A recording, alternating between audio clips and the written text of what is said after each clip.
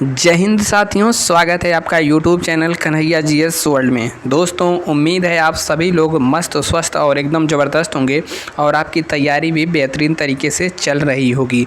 आपको पता होगा कि हम लोग यूपी पुलिस रेडियो ऑपरेटर भर्ती के लिए साइंस प्लस जीके का प्रैक्टिस सेट को चला रहे हैं। उस क्रम में आज का वीडियो नंबर हमारा 5 है। आप तीनों में से कोई भी फॉर्म भरे हों, आप क्लास लीजिएगा, क्योंकि तीनों में बहुत ज़्यादा सिलेबस मिलते हैं और कुछ 2-4-6 चैप्टर मिलते नहीं हैं, तो सभी क्लास आपको लेना है। बाकी बच गया यहाँ जीके, तो जीके तो लगभग सभी में समान ही रहता है। जीके मतलब समुंदर, कहीं से कुछ भी पूछ सकता है, तो आपको यह क्लास लेना है। ठीक है, तो चलिए शुरू करते हैं बिना देरी के हुए वीडियो।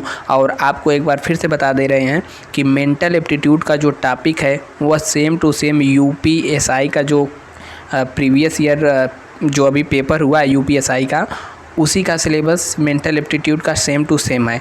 तो हमने जितना भी यूपीएसआई में मेंटल एप्टीट्यूड यानी कि मानसिक अभिरुचि पूछा गया था, सभी को हमने यहाँ पर डिटेल से करा रखा है। जितने भी क्वेश्चन पूछे गए थे सभी को निकाल के एक अलग से वीडियो बनाया है। ठीक है, तो सभी को आपको देख लेना है, यह बहुत ही ज़्यादा फ़ायदा करेगा। और उसके अलावा यहाँ पर मेंटल एप्टीट्यूड की 3 क्लास हमने चला रखी है, इन तीनों को ही देख लेना है। ठीक है, पार्ट 1, 2, 3 आप सर्च करिएगा, या फिर चैनल पे नए हैं मतलब बने हैं तो आप यहाँ पर देख भी रहे होंगे। यह तीनों बहुत ही बेहतरीन क्लास होगी, इसको भी ज़रूर देखना है।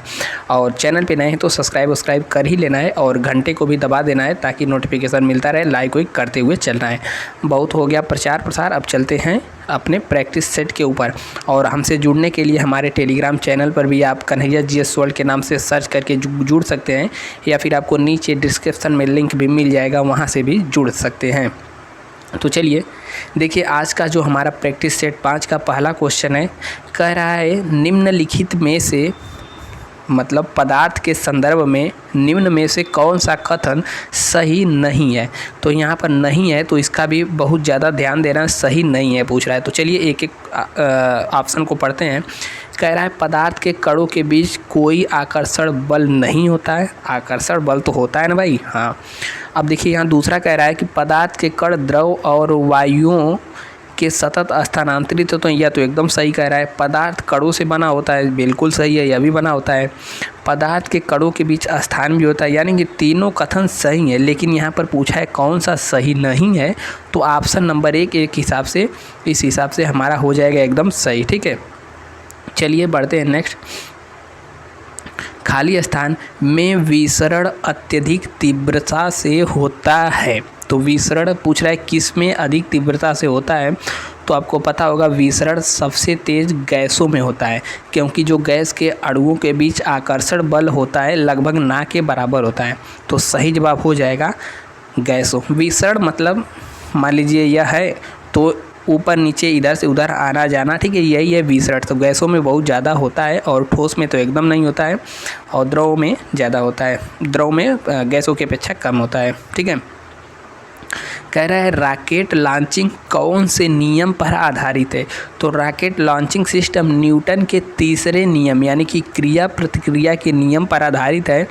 तो इसका सही जवाब हो जाएगा न्यूटन के गति का तृतीय नियम। ठीक है, ऑप्शन नंबर ए सही हो जाएगा। और भी इसके बहुत सारे उदाहरण हैं, जैसे नाव पानी में है, आप नाव से खड़े होकर कूद जाते हैं तो आप आगे कूदेंगे, नाव पीछे भाग जाएगी।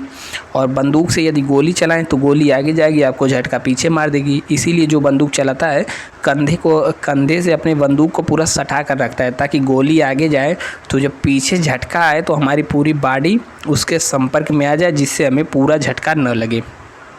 अगर वैसे चलाएगा तो मुंह फोड़ देगा, इतना झटका मारता है। तो देखिए नेक्स्ट कह रहा है कोई वस्तु सतत चाल से गति कर रही है जब इस पर कोई न लगा हो। तो न्यूटन के गति का पहला नियम कहता है कोई वस्तु यदि चल रही है तो चलती ही रहेगी, और रुकी है तो रुकी ही रहेगी, यदि उस पर कोई बाहरी बल न लगाया जाए। तो यहाँ पर 44 का सही जवाब क्या हो जाएगा, सी। इस पर यदि कोई बाहरी बल नहीं लगाए तो यह चलता ही रहेगा। ठीक है, तो ऑप्शन नंबर सी सही हो जाएगा। नेक्स्ट कह रहा है खाने वाले सामान्य नमक का रासायनिक सूत्र क्या होता है। जो हम लोग नमक खाते हैं, आयोडीन युक्त नमक, उसे हम लोग क्या कहते हैं, तो NaCl होता है, सोडियम क्लोराइड। ठीक है, तो ऑप्शन नंबर बी यहाँ पर 45 का सही हो जाएगा।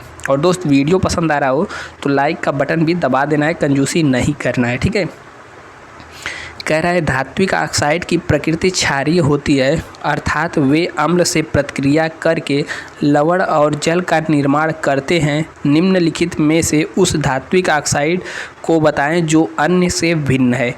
यानी कि अम्ल से प्रतिक्रिया करके लवण और जल देता है। और तो देखिए यहाँ पर CaO यानी कैल्शियम ऑक्साइड की बात करें तो यहाँ पर कैल्शियम ऑक्साइड, मैग्नीशियम ऑक्साइड और यहाँ पर Na2O, यह सब जो हैं यह सब लवण और जल का निर्माण करते हैं, लेकिन धात्विक ऑक्साइड को बनाते हैं। लेकिन जहाँ पर Al2O3 है यह एल्यूमिनियम ऑक्साइड है और अम्लीय एवं क्षारीय दोनों ऑक्साइड के प्रकार का व्यवहार करता है, इसलिए इसे उभयधर्मी ऑक्साइड भी कहा जाता है। तो यहाँ पर यह अलग हो जाएगा C वाला, ठीक है, क्योंकि यह उभयधर्मी है, बाकी सभी जो प्रश्न कह रहा है वह करते हैं। नेक्स्ट क्वेश्चन है, ब्रह्मांड की प्रत्येक वस्तु एक बल के साथ प्रत्येक अन्य वस्तु को आकर्षित करती है, जो होता है, क्या होता है भाई, देखते हैं। उनके द्रव्यमानों के गुणनफल के आनुपातिक और उनके बीच की दूरी के वर्ग के व्युत्क्रमानुपाती। हाँ, तो एकदम सही कह रहा है आपने। यदि समीकरण पढ़ा है तो यह बराबर क्या होता है, Gm1 m2 अपन r², ठीक है। यहाँ पर G नियतांक रहता है, तो m1 यानी उनके द्रव्यमानों के गुणनफल के अनुपात तथा उनके बीच की दूरी r के स्क्वायर के व्युत्क्रमानुपाती। तो ऑप्शन नंबर A यहाँ पर 47 का एकदम बिल्कुल सही जवाब हो जाएगा, ठीक है। नेक्स्ट कह रहा है सोडियम कार्बोनेट का रासायनिक सूत्र क्या है, क्वेश्चन नंबर 48। तो सोडियम, इसका जो रासायनिक सूत्र है Na2CO3 यानी कि सोडियम कार्बोनेट, यहाँ पर इसका सही जवाब हो जाएगा। नेक्स्ट कह रहा है ध्वनि तरंगों में यात्रा नहीं कर सकती, यानी कि जो ध्वनि आवाज़ की तरंग है वह कहाँ पर यात्रा नहीं कर सकती। तो देखिए पानी में भी इसका आवाज़ जाता है, स्टील में तो सबसे ज़्यादा आता है, और वायु में भी आवाज़ जाता है। आपके कोई बगल का हमारी आवाज़ जो आप सुन रहे हैं वायु के माध्यम से तो ही जा रहा है, मतलब वायु से ही होकर जा रहा है। और लेकिन निर्वात यानी कि जहाँ पर हवा वगैरह कुछ नहीं रहेगी वहाँ पर ध्वनि तरंगे संचरण नहीं कर सकती। तो याद रखिएगा, निर्वात यानी कि जहाँ पर हवा नहीं है वहाँ पर ध्वनि यात्रा नहीं कर सकती। नेक्स्ट कराए यदि एक वस्तु का संवेग 3 गुना कर दिया जाए तो इसकी गतिज ऊर्जा क्या होगी। तो देखिए गतिज ऊर्जा के समीकरण पे बहुत सारा क्वेश्चन बनता है, तो इसका फार्मूला याद होना चाहिए, K बराबर हाफ mv² होता है। तो यहाँ पर संवेग को 3 गुना कर रहा है, ठीक है। तो यहाँ पर जो v है इसको 3 लिख देना है, इसके जगह यहाँ पर स्क्वायर कर देना है, और इसके साथ कोई भी छेड़खानी न करनी है, जो कहे वही करना है।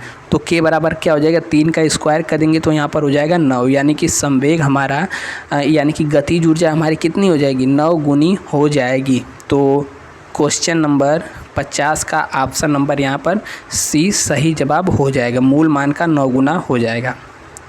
नेक्स्ट यहाँ पर कह रहा है एक 40 किलोग्राम द्रव्यमान वाली लड़की 4 सेकंड में 5 मीटर तक की ऊंचाई 5 मीटर तक ऊंचाई पर तेज़ी से चढ़ जाती है, उसके द्वारा विकसित शक्ति क्या होगी। और यहाँ पर G दे दिया है, तो यानी कि शक्ति पूछ रहा है, तो पहले तो निकालना पड़ेगा कार्य, ठीक है। कार्य W बराबर क्या होता है, mgh। तो यहाँ पर सभी का मान रखेंगे, जब m का मान 40 रखेंगे, g का मान 10 रखेंगे और h का मान 5 रखेंगे, तो 40 5 4 5 20। तो यहाँ पर आ जाएगा कितना, गुणा करिए, यहाँ पर आ जाएगा 2000। तो 2000 आंसर नहीं है अभी, यहाँ पर क्या है, ये अभी कार्य आया 2000 जूल कार्य आया, लेकिन यहाँ पर क्या पूछ रहा है, शक्ति। तो शक्ति बराबर होता है कार्य बटे समय, यानी कि P बराबर होता है, फार्मूला भी आपको याद होना चाहिए, P बराबर होता है W/T। तो यह अभी हमारा W निकला है, अब तो P हमें निकालना है, तो W का मान हो गया 2000, और यहाँ पर T देखेंगे तो T कितना दिया है, T दिया है 4 सेकंड में, ठीक है। तो 4 से इसमें हम भाग दे देंगे, तो 4 5 20, यहाँ पर 500 आ जाएगा, ठीक है। 500 क्या आएगा, 500 वाट आएगा, क्योंकि यहाँ पर शक्ति पूछा है, ठीक है। तो सही जवाब यहाँ पर क्या होगा, 500 वाट। ऑप्शन नंबर 51 का A सही हो जाएगा। समझ में आ रहा हो तो वीडियो को लाइक करते हुए चलना है, और अपने दोस्तीन के साथ शेयर भी कर देना है।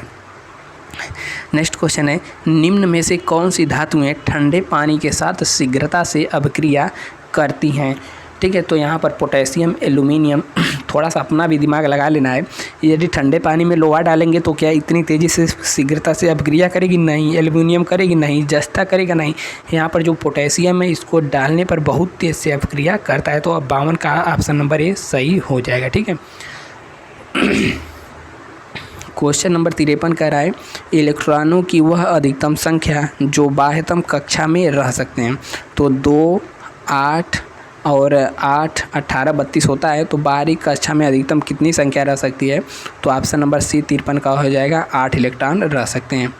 54 कह रहा है निम्नलिखित में से कौन से वैज्ञानिक ने 2 आवेशित कणों के बीच आकर्षण या प्रतिकर्षण के बल को नियंत्रित करने वाला नियम दिया है?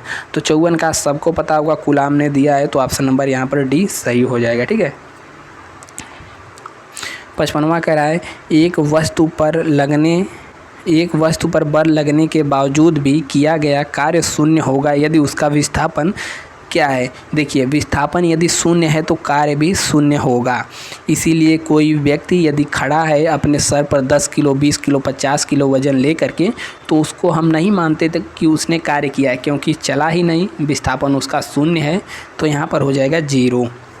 नेक्स्ट क्वेश्चन यहाँ पर कह रहा है सोना को घोल सकता है। सोना मतलब किस? सोना को घोल सकता है मतलब सोना किस में घुल सकता है?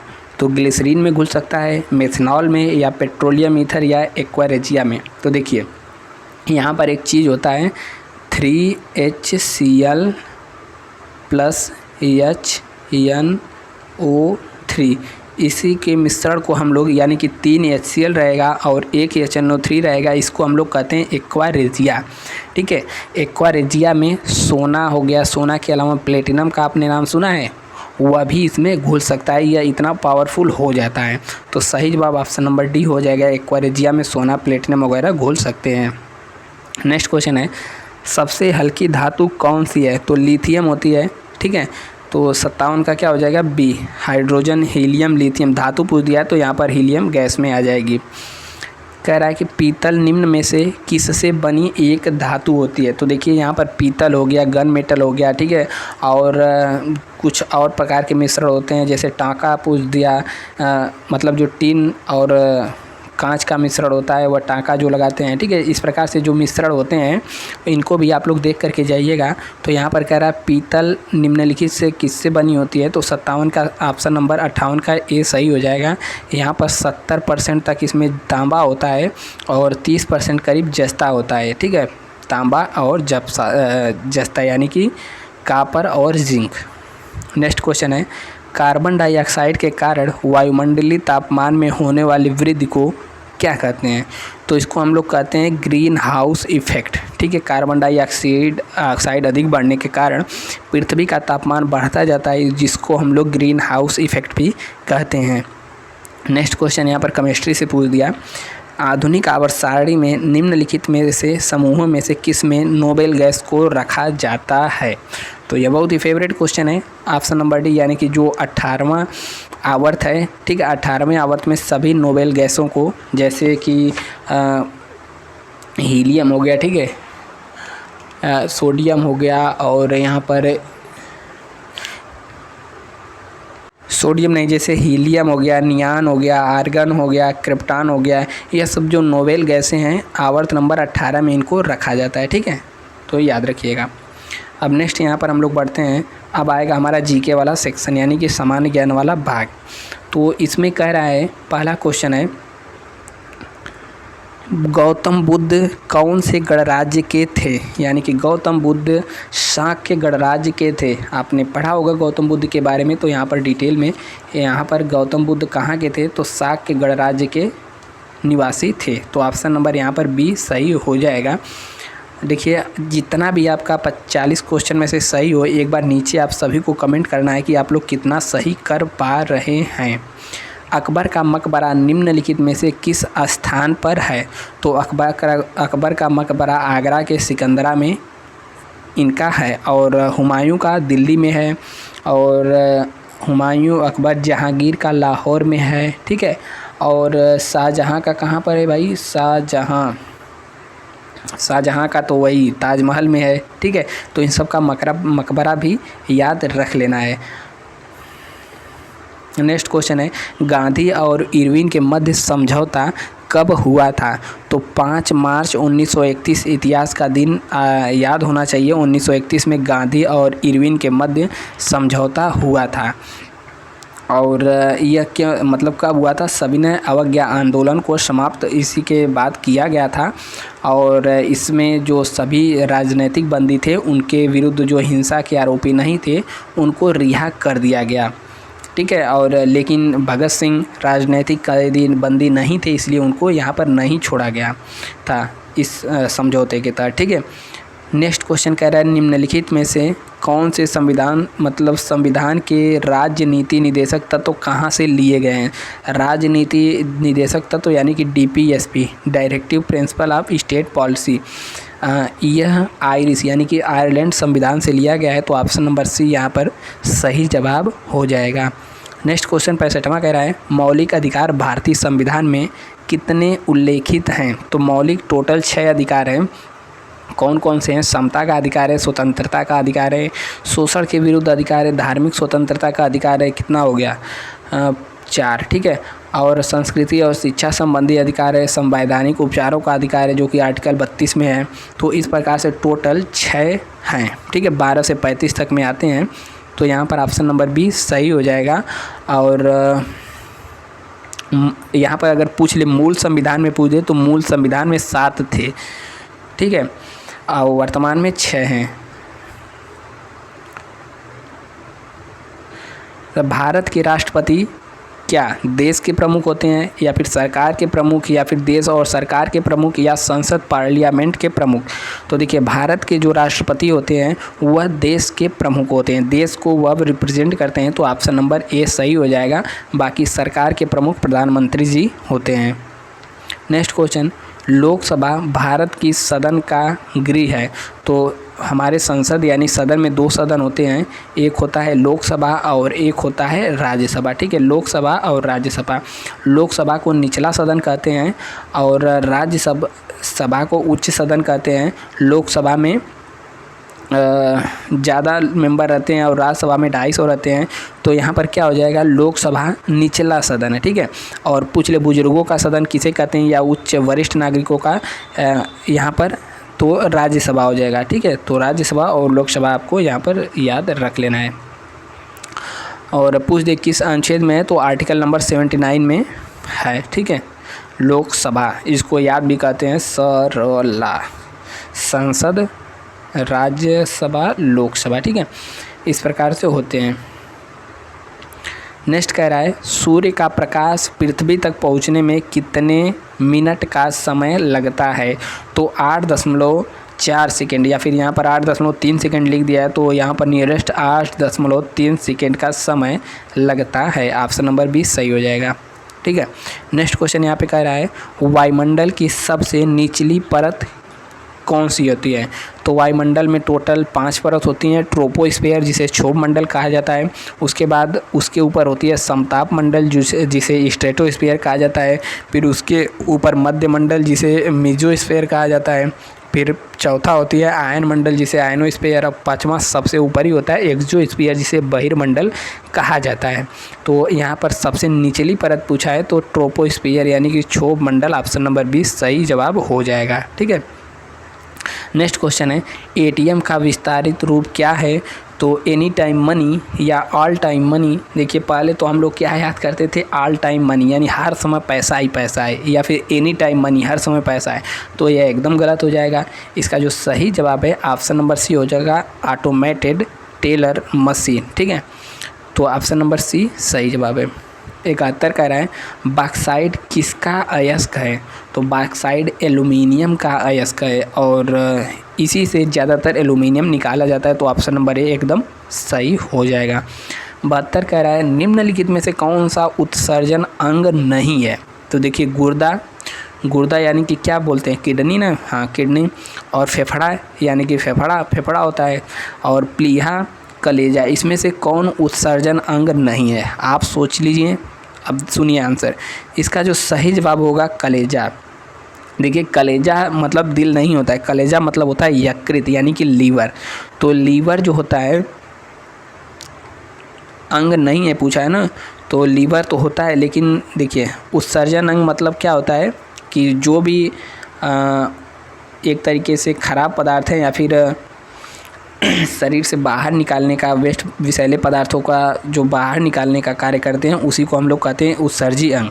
तो यहाँ से गुर्दे से भी निकलता है, फेफड़े से भी निकलता है और यहाँ पर लीवर से भी निकलता है। ठीक है, दारू पीते हैं, शराब पीते हैं तो लीवर में जाकर स्टोर होता है, या किसी व्यक्ति की मृत्यु होती है उसकी जाँच किया जाता है कि यदि विष दे करके मृत्यु हुई है तो उसको लीवर को ही चेक किया जाता है। तो लीवर भी उत्सर्जी अंग है, लेकिन यहाँ पर जो प्लीहा है यह उत्सर्जी अंग नहीं है। तो ऑप्शन नंबर यहाँ पर डी सही हो जाएगा। ठीक है, नेक्स्ट क्वेश्चन है, एड्स का विषाणु किसकी वृद्धि को प्रभावित करता है?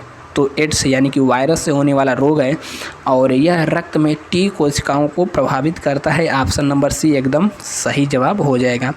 नेक्स्ट क्वेश्चन है, अल्फ़ा क्या है? तो अल्फ़ा एक ऑस्ट्रेलिया में पाई जाती है ज़्यादातर, एक प्रकार की घास है। दक्षिण एशिया में यह पाई जाती है अल्फ़ा, और यह क्या काम में आती है? यह पशुओं को चारे के रूप में इसे खिलाया जाता है। ठीक है, कहाँ पाई जाती है? दक्षिण एशिया में। यह एक घास है, ऑप्शन नंबर सी सही हो जाएगा।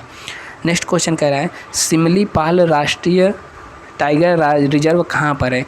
तो 75 का जो सही जवाब है इसका उड़ीसा के मयूरभंज ज़िले में सिमलीपाल टाइगर रिजर्व है। ऑप्शन नंबर डी यहाँ पर सही जवाब हो जाएगा। ठीक है, और नेक्स्ट क्वेश्चन यहाँ पर है, डेजर्ट फेस्टिवल में कहाँ आयोजन किया जाता है? तो डेजर्ट मतलब क्या होता है? डेजर्ट मतलब रेगिस्तान, मरुस्थल। कहाँ पाया जाता है? राजस्थान में, लेकिन यहाँ पर दे दिया राजस्थान के ही सभी ज़िले। तो इसमें से जो एकदम सही जवाब होगा, इसका सही जवाब होगा ऑप्शन नंबर बी, जैसलमेर में इसका आयोजन किया जाता है। और जैसलमेर के बारे में एक चीज़ और बता दें, राजस्थान का या इस प्रकार से कुछ बॉर्डर है ना, फिर इधर शुरू हो जाता है गुजरात। तो राजस्थान के 4 ज़िले पाकिस्तान से लगते हैं, गंगानगर, बीकानेर, जैसलमेर और बाड़मेर। तो 4 ज़िले आपको याद रख लेना है राजस्थान के, जो कि पाकिस्तान से लगते हैं। यहाँ पर पूछ दिया घूमरा नृत्य। ठीक है, देखिए घूमरा नृत्य कहाँ का है? तो घूमर तो हमने सुना है, घूमर वाला गाना, तो घूमर नृत्य कहाँ का है? राजस्थान का है। लेकिन ये मैं घूमर नहीं पूछ के पीछे एक और पाई लगा करके घुमरा बना दिया है। तो घुमरा जो लोक नृत्य होता है यह होता है ओडिशा का। ठीक है, 77 का सही जवाब हो जाएगा ऑप्शन नंबर ए, और घूमर रहता तो वह हो जाता राजस्थान का।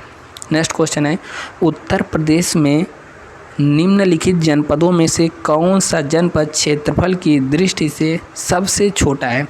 तो सबसे छोटे की बात करें तो हमारे सामने दिख रहा है मैप, इसमें सबसे छोटा, देखिए सबसे छोटा इस ऑप्शन के हिसाब से बात करेंगे तो इलाहाबाद तो बहुत बड़ा है, और जौनपुर भी बड़ा है, गाजीपुर भी बड़ा है, लेकिन वाराणसी इन सब की अपेक्षा छोटा है। ठीक है, हमारे सामने मैप रखा था तो मैप में हम देखने लगे, यहाँ पर इस हिसाब से देखेंगे तो वाराणसी सबसे छोटा हो जाएगा। वैसे गौतम बुद्ध नगर सबसे छोटा है, एक बार कंफर्म करके आप कमेंट करिएगा। इस ऑप्शन के हिसाब से सबसे छोटा वाराणसी है। ठीक है, तो ऑप्शन नंबर ए सही हो जाएगा 78 का। 79 कह रहा है, भारत में उत्तर प्रदेश जिससे पैदावार का सबसे बड़ा उत्पादक है। तो उत्तर प्रदेश में क्या होते हैं सबसे ज़्यादा? खाद्यान्न, गेहूँ होता है, मक्का होता है, गेहूँ होता है, उसके अलावा आलू होता है, गन्ना होता है, यह सब उत्तर प्रदेश में भर के होता है। तो सबसे बड़ा उत्पादक किसका है? खाद्यान्न का है। बाकी दलहन, तिलहन, मसाले वगैरह का उत्तर प्रदेश उत्पादन इतना ज़्यादा नहीं करता है।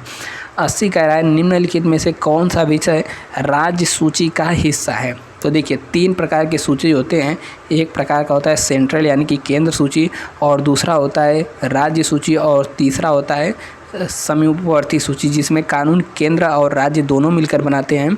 और राज्य सूची में केवल राज्य को बनाने का अधिकार है, और सेंट्रल यानी कि केंद्र सूची में केवल केंद्र सरकार बनाती है। तो यहाँ पर पूछा है राज्य सूची का एक हिस्सा है। तो देखिए 80 का जब हम देखेंगे तो यहाँ पर जो 80 का सही जवाब हो जाए, कृषि आय पर कर बनाने का, आय पर कर यहाँ पर राज्य सूची का हिस्सा है।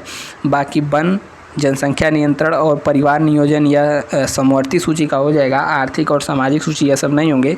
तो ऑप्शन नंबर सी यहाँ पर सही जवाब हो जाएगा, कृषि और आय पर कर। इसके अलावा भू राजस्व होता है, क्रय विक्रय और वन जनसंख्या राज्य सूची का एक हिस्सा है। ठीक है, तो जो कृषि आय पर कर है यह केवल राज्य इस पर कानून बना सकता है, लेकिन जो वन है या फिर जनसंख्या परिवार नियंत्रण और आर्थिक और सामाजिक इसमें यह समवर्ती सूची का भाग है, यानी कि केंद्र और राज्य दोनों इस पर कानून बना सकते हैं। ठीक है, तो यह आज था प्रैक्टिस सेट नंबर 4। आपको वीडियो कैसा लगा कमेंट में एक बार ज़रूर बताना है और इन सभी वीडियो को देख लेना है, क्योंकि यह सब UPSI के ही पूछे गए क्वेश्चन है। बाकी वीडियो आपको कैसा लगा बताना है। चैनल पे नए हैं तो सब्सक्राइब करके घंटे के निशान को दबा देना है। मिलते हैं किसी नेक्स्ट वीडियो में, तब तक के लिए जय हिंद। स्वस्थ रहिए, मस्त रहिए और पढ़ते रहिए, बढ़ते रहिए। जय हिंद।